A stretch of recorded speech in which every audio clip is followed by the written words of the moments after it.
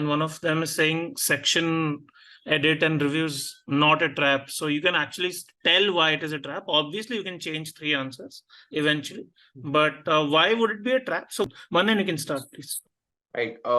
So I would say the review part is a trap for someone who is, bookmarking a lot of questions and thinking with the mindset that I can do these questions in the later end.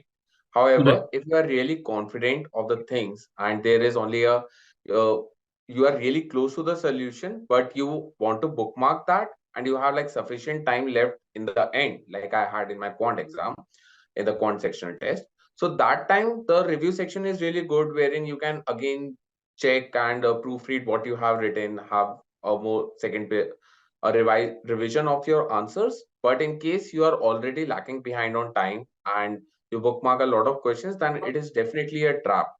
You can't focus on the first go in that case. And Maurya, why do you think it's a trap for you? I mean, or in general, why is it a trap? What do you think? Sir, I think as Manan said, I would really second that point. Even I was thinking that when I was attempting the paper was that if you're depending on it, if you're going into the section thinking that, okay, I'll get this done later, right? You are completely getting trapped over there because you cannot put something at the end. At every question that you mark, you are getting scored, right? You are either going to raise your difficulty level or lower it at the end of the day. Right. And that will contribute to your final score. So it's not something that you should depend on at the very beginning, else you are trapped. At the very end, if you have time, let's say a good enough time where you can go back to a question, really think over it and attempt it or change your decision in the first place, then maybe you can think of it as a last resort. But else, I don't think it should be the first thing you can stick on to.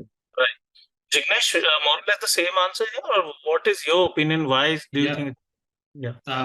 Pretty much the same. Definitely, when you are putting questions on hold, you are not thinking about the time that you will have at the end. Okay, it's not always that you will have 3-4 minutes left and then you can go back to the and there question. are people who might actually bookmark more than 3 or 4 questions, and then that will be I mean, that is totally wrong, and you're playing with the GMAT algorithm, because now that you are guessing a question, there's a 80% chance that you're getting it wrong, and that thereby you are dipping your overall score.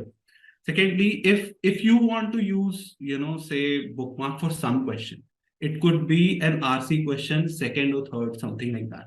Okay, because you see first question and then you go to the second question, is something in the question is there, something in the option statement is there. Very judiciously and for very, very few questions. Yeah, very few questions. At most that is. Otherwise, I would really recommend, do not, think of using it as a strategy.